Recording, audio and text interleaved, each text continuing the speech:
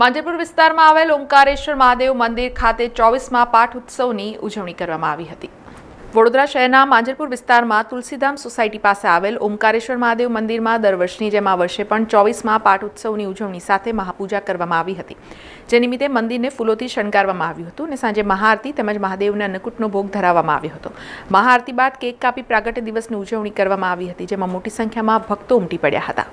આ માંજલપુરની અંદર તુલસીધામ પાસે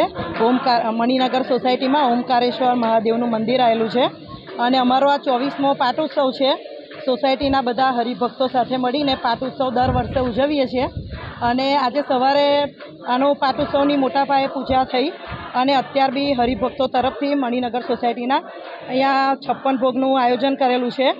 અને સારું એવું મંદિર શણગારીને બધા પૂજાપાઠ આરતી હનુમાન ચાલીસા